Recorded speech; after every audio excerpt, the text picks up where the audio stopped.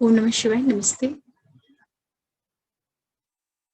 उसके आगे की चीजें हैं वो बताऊंगी। जैसे मैंने पहले वीडियो में आप लोगों को दिशाओं के बारे में बताया था, वास्तु का थोड़ा सा परिचय दिया था, तो आज मैं आप लोगों को बताऊंगी तत्वों के बारे में।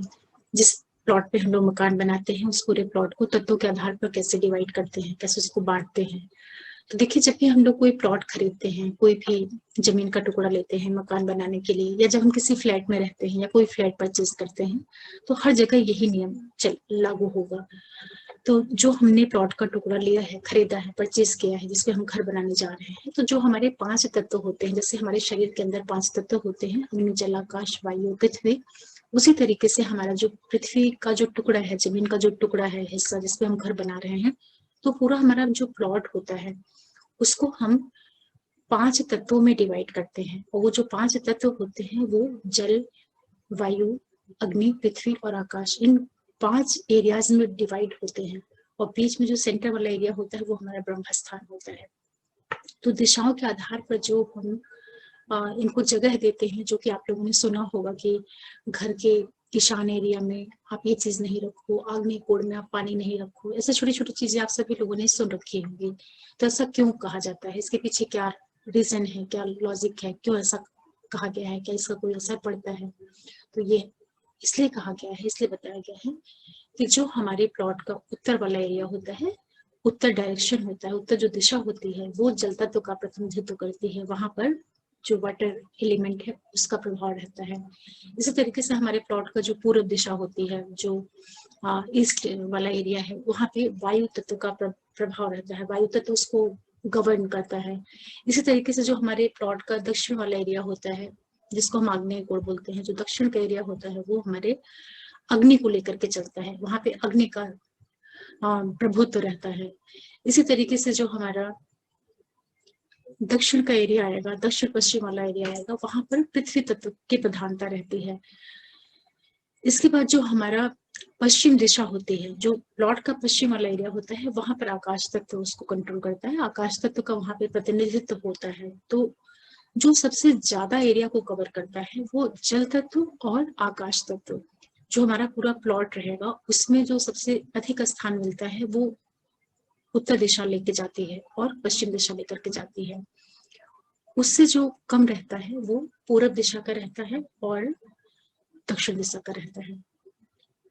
तो पूर्व दिशा जो है वो वायु का प्रतिनिधित्व करती है, और जो हमारी पश्चिम दिशा होती है वो आकाश तत्व को दिखाती है। इसी तरीके से जल तत्व को उत्तर दिशा दिखाती है।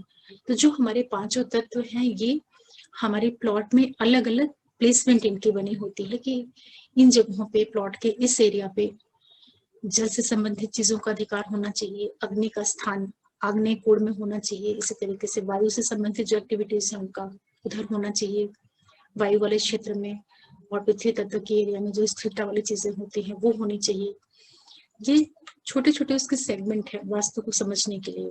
तो आज आप विशेष रूप से ये समझ पा रहे होंगे कि ये जो 5 तत्व हैं, 5 तत्वों को प्लॉट में कैसे डिवाइड किया जाता है, और जिस एरिया में जो तत्व प्रभावी है, जो एक्टिव है, उस तरह की एक्टिविटी, उससे रिलेटेड एक्टिविटीज अगर प्लॉट के उस एरिया पे की जाएगी तो अच्छा रिजल्ट देगी।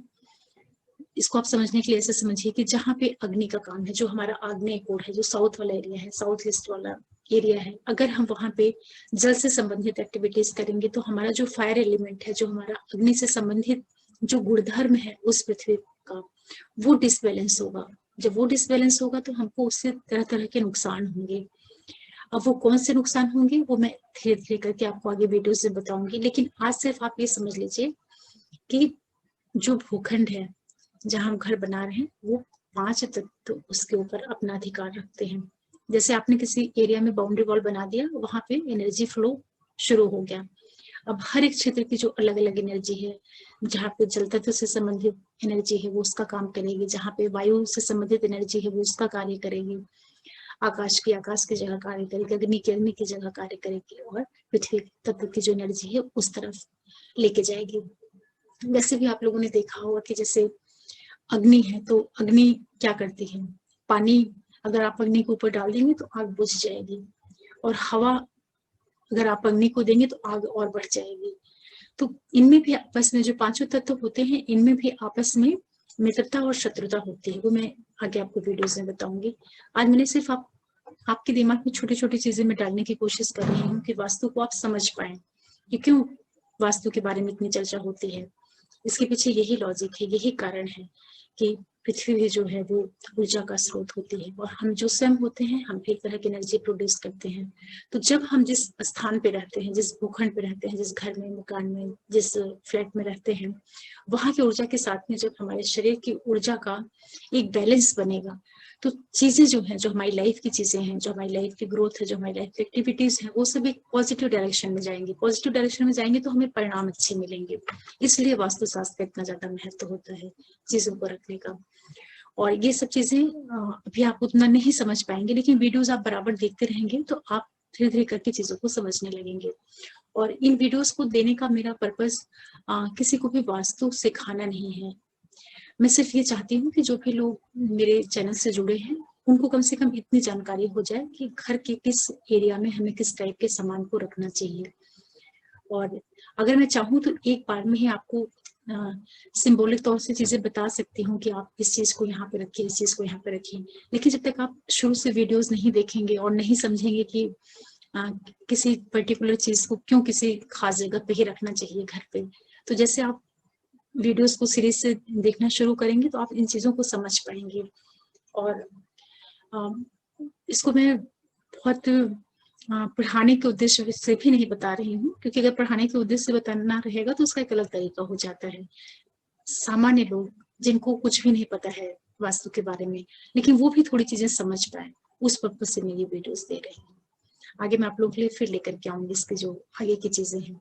वास्तु में काफी लंबी बहुत चीजें हैं, जैसे उसकी दिशाएं हैं, उसी तरीके से ये तत्व होते हैं। फिर इसमें जो हमारी अलग अलग दिशाएं हैं उसमें गेट होते हैं।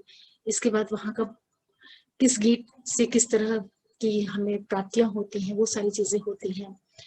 और बहुत विस्तार से ये विषय है, मैं थोड़ा थोड़ा करके आपको बताऊंगी तो आप लोग समझ पाएंगे इसको।